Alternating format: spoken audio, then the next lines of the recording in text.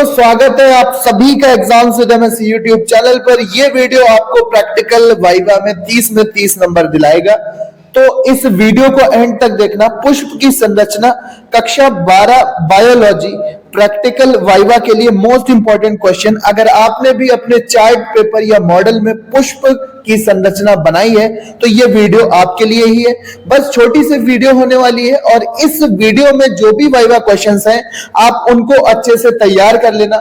जब examiner sir practical में आपका वाइवा लेंगे तो आप इन प्रश्नों के उत्तर अगर अच्छे से दोगे तो आपको 30 में 30 नंबर निश्चित रूप से मिलेंगे।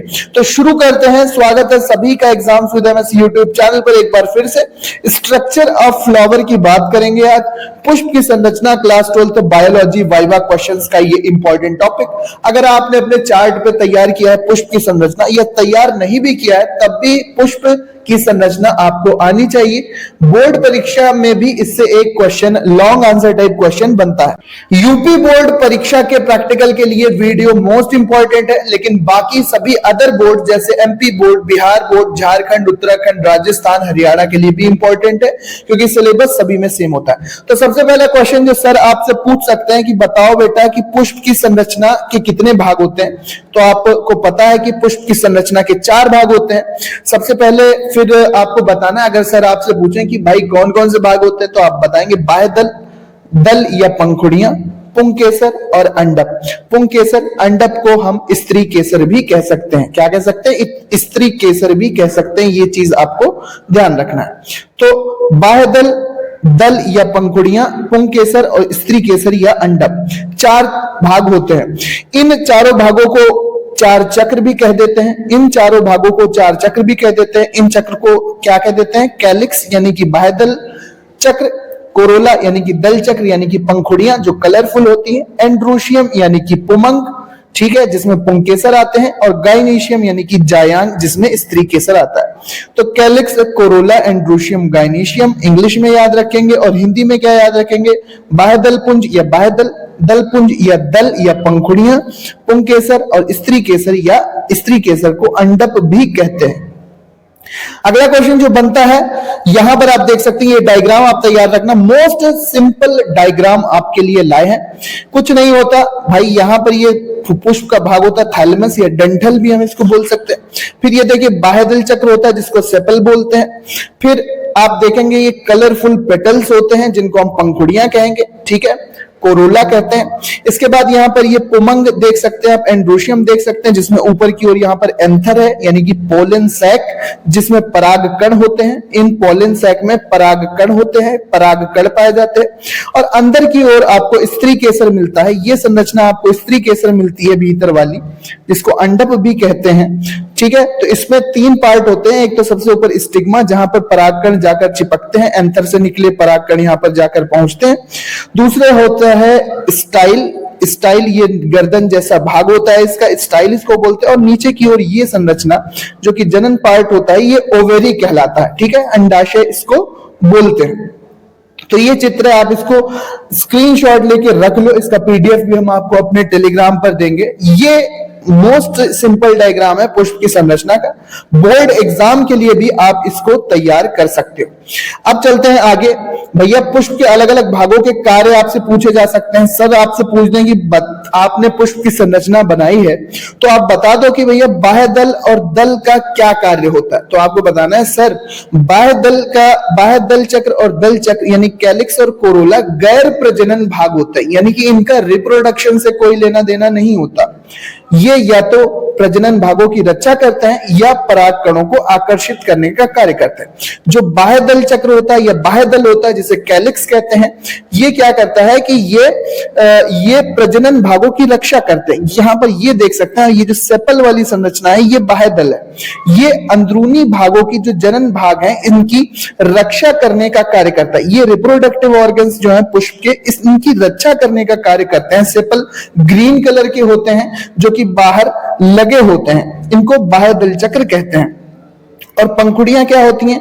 पंखुड़ियां पराग कणों को आकर्षित करती हैं, कीटों को अपनी ओर आकर्षित करती हैं जिससे वो पराग कण उनके स्टिग्मा पर लाकर छोड़ते हैं। तो चक्र यानी कि जो दल होते हैं, जो पंखुड़ियां होती हैं, वो पराग कणों को आकर्षित करने का कार्य करती हैं। आपको ये कहना है कि बाह्य दल और पंखुड़ियां यानी दल गैर प्रजनन भाग होते हैं सर, और ये प्रजनन भागों की रक्षा करते हैं जो बाह्य दल होते हैं, और जो दल यानी पंखुड़ियां होती हैं ये पराग कणों को आकर्षित करती हैं। अगला है, पूछे भाई पुंकेसर का क्या कार्य है, तो आपको बताना है पुंकेसर पुष्प का नर भाग होता है, मेल पार्ट होता है, और इसमें पराग पैदा होता है, यानी इसमें पराग कणों का निर्माण होता है। पूछना है कि भैया अंडक फूल का कौन सा भाग होता है, यानी स्त्री केसर का क्या काम है, तो आपको बताना है सर स्त्री केसर या अंडक पुष्प का, फ्लावर का फीमेल रिप्रोडक्टिव ऑर्गन होता है, फीमेल रिप्रोडक्टिव ऑर्गन होता है, और इसमें अंडाशय एवं पूर्व बीज होते हैं। भाई स्त्री केसर का क्या कार्य है कि ये मादा भाग होता है, ये फीमेल रिप्रोडक्टिव पार्ट होता है पुष्प का, इसमें अंडाशय होता है और पूर्व बीज होते हैं। यहां पर आप देख सकते हैं ये जो संरचना है, यहां पर ये ओवेरी जो संरचना यहां पर दिखाई गई है, यही अंडाशय है। नेक्स्ट चलते हैं भाई, नेक्स्ट चलते हैं। आपको ये ध्यान रखना है, एक यहां पर डायग्राम से एक क्वेश्चन कि स्त्री केसर के 3 भाग होते हैं। अगर आप गैर से देखेंगे, ये पूरी संरचना स्त्री केसर की है, इसमें 3 पार्ट होते हैं। एक तो ओवेरी यानी अंडाशय, दूसरा स्टाइल, ये ग्रीवा नुमा भाग जो गर्दन नुमा भाग है, सुराही की गर्दन जैसा भाग, और ये सबसे ऊपर चिपचिपा स्टिग्मा होता है जहां पर आकर परागकण चिपकते हैं। तो स्टिग्मा, स्टाइल और ओवेरी, ये 3 पार्ट होते हैं स्त्री केसर के, स्टिग्मा, स्टाइल और ओवेरी। पूछ रहे सर कि बताओ कि स्त्री केसर के कितने भाग होते हैं, तो आपको 3 भाग बताना है कि सर स्त्री केसर के तो 3 भाग होते हैं, स्टाइल, स्टिग्मा, स्टाइल और ओवेरी। अगला क्वेश्चन जो पूछ सकते हैं भैया, इसके अलावा भी कुछ संरचनाएं होती हैं, जैसे पेडंकल या पुष्प व्रंत जिसे कहते हैं, ये पुष्प का डंठल होता है बेसिकली। आप यहां पर देखेंगे ये जो संरचना है, ये पुष्प का डंठल जो होता है लास्ट में, इसको थैलेमस भी कहते हैं। ठीक है, थैलेमस भी इसको कहा जाता है। यहां पर ये पुष्प का बाहरी भाग जो डंठल होता है जिसे पेडंकल कहते हैं। इसके अलावा क्या है, रिसेप्टिकल क्या है कि भाई रिसेप्टिकल क्या होता है, रिसेप्टिकल बताओ। सर पूछ दे, वाइवा लेने वाले एग्जाम, आपका प्रैक्टिकल एग्जाम लेने वाले सर आपसे पूछे कि रिसेप्टिकल क्या है, तो आपको बताना है सर ये फूल का वह हिस्सा है जो फूल के तने से जुड़ा होता है। पराग कोश क्या है भाई, पराग कोश पूछ दिया कि पराग कोश क्या है, तो आपको बताना है सर यह पुंकेसर का वह भाग होता है जहां पराग बनता है, जहां पर परागकण बनते हैं। ठीक है, यहां पर आप देख सकते हैं कि ये रहे पराग कोश, यहां पर इनको एंथर या फिर पोलन सैक, परागकण कोष्ठ भी कह सकते हैं। ठीक है, एंथर, यहां पर परागकणों का निर्माण होता है, इन्हें पोलन सैक भी कहा जाता है, ये बात आप ध्यान रखेंगे, पोलन सैक भी कहा जाता है।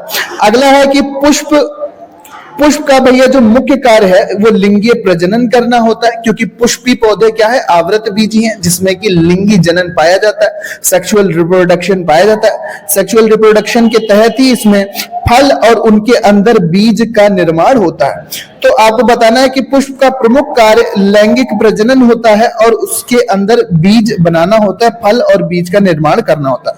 कुछ और एक्स्ट्रा बातें देख लेते हैं भैया। पुष्प की संरचना ये आप देख सकते हैं, सबसे पहले सबसे बाहर की ओर होके भाई बाह्य दल, फिर पुंकेसर और अंदर की ओर स्त्री केसर आपको यहाँ पर देख सकते हैं, जो कि स्टिग्मा, स्टाइल और ओवेरी में डिवाइड होता है। यहाँ पर ये पुंकेसर, पोलन सैक दिख रहे हैं आपको, पराग कोश भी जिनको कहते हैं।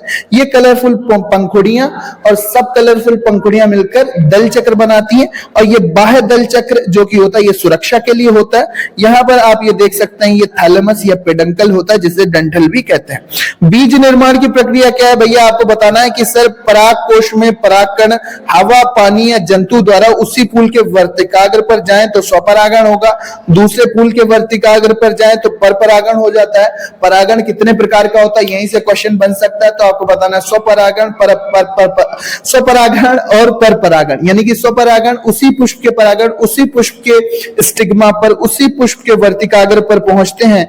ठीक है, तो वो स्वपरागण होगा। दूसरे पुष्प के वर्तिकाग्र पर जाएंगे तो परपरागण होगा।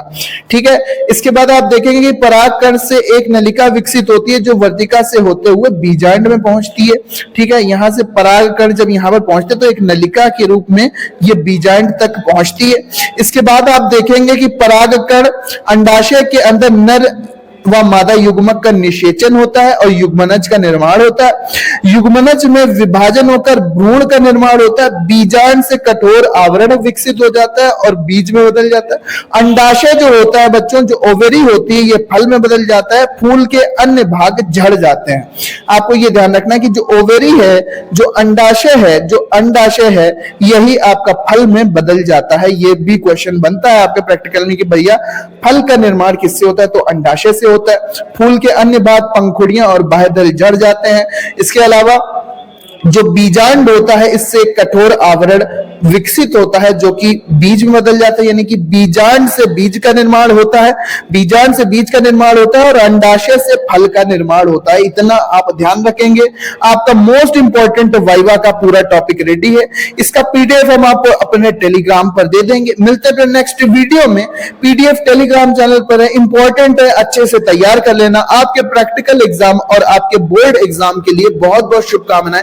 सभी बोर्ड के प्रैक्टिकल के लिए इंपॉर्टेंट है, खासतौर पे UP board, MP board, Bihar, Jharkhand, Uttarakhand, Rajasthan, सभी के लिए। मिलते हैं नेक्स्ट वीडियो में। इसी तरह के इंपॉर्टेंट वीडियोस के लिए चैनल को सब्सक्राइब कर लो।